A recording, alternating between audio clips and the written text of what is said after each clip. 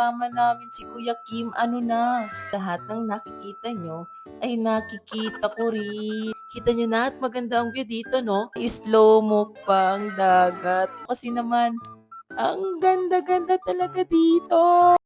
Yo, yo, yo! Ito na nga ang part 2 ng aming gala. Ipagpaumin lamang at naantala. Hindi magiging tugma ang pinagsasalita mo dyan. Magandang araw nga mga kapamilya. Ang dami-dami kasing video na nasa phone ko eh. Hindi na natin pahabayan ng intro dahil mahaba na ito. Ang alin? Oo, ang nasa isip ha. Mali ang nasa isip mo. Bale, may video pa pala ako na nakuha dito sa kuweba at isinama ko na din sa unahan tapos ayan na nga ni at dito pa din kami sa tangkob. Bale, pagkagaling namin sa kuweba na nakita natin ay naglibot pa kami sa isla ng Tangkob. At may mga nakita pa nga ni kaming magandang puntahan.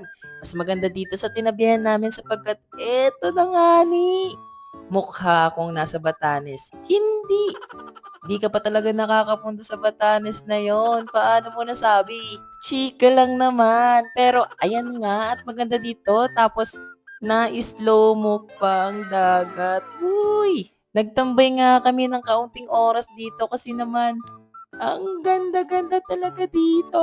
Delikado lang at mabato. Sa kabuti na lang kalmado ang dagat. Kaya nakatabi kami kung hindi naku. Ang bangka ay talaga namang durog. Oh my, oh my. Kaya sa mga gustong pumunta dito, isakto nyo na kalmado ang dagat. At mataas ang tubig o papunta pa lang sa pag-high tide kasi alam nyo na talaga na ang bangka nyo ay naku talaga, babangga kayo sa bato. Bale, pumasok kami sa maliit na kuweba muna at nagpahinga. Saka nagpakublis sa sinag ng araw. Kita nyo na at maganda ang view dito, no? Para bagang yung nasa wallpaper ng laptop nyo. Hindi ano? Tapos after niya, nag-video pa kami ng kung ano-anong kalokohan, di ba? Mga social climber na yan sila. Hindi. Halos ayaw namin umalis kasi ang ganda ng mga rock formation. Hindi ka mag-i-English, ang hirap magpaliwanag, no? Pagkatapos namin ay umalis na din kami at naglibot pa ng koonti sa isla bago tuluyang lumisan. Huy, hindi magiging matalinhaga ang salita. Bale, may pinuntahan pa kami mag-asawang kuweba, sabi ni Papa. Wala naman yan silang marriage certificate, no? Paano nasabi na mag-asawa? Asa ng anak nila? Hindi. Joke lamang po. Dito nga ni sa kuweba ay medyo nakakatakot kasi yung hampas ng alon sa loob ay masyadong malakas.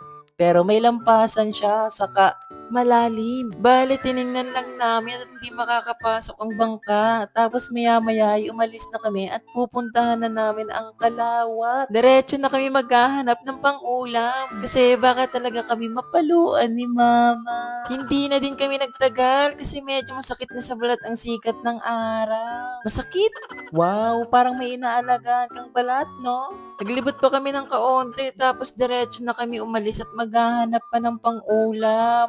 Kaso pa kaunti ang nakuha, hindi na namin pinakita at baka mangingi pa kayo. Hoy, hindi magiging madamot, no?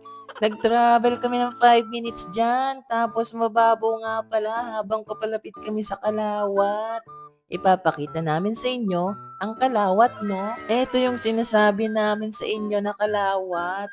Bahagi lamang ng Kalagwas. Teka, ba't parang si Doraemon naman ikaw, Aber? At talaga naman sinasabi ko sa inyo ay ang ganda dito. Hindi lang siya gaanang pansin kasi di siya papansin. Huy, hindi yan tao, hoy. Bale, dito nga pala ay maganda din lumangoy, pero delikado kapag mababaw at madaming bato. Naku, sinasabi ko sa inyo. At magugulat nga kayo, kasama namin si Kuya Kim, ano na. Hindi niya daw kasi makuha ang lagay ng panahon kung uulan daw ba kasi tagtuyo na dito. Bale, tinuturo ko din sa kanya yung sakop ng aking kapangyarihan. Hindi. Sinasabi ko kasi dyan na lahat ng nakikita nyo ay nakikita ko rin. Gusto ko lang naman sabihin na maganda ang Calagos Island, no? Yun lang at uwi na kami.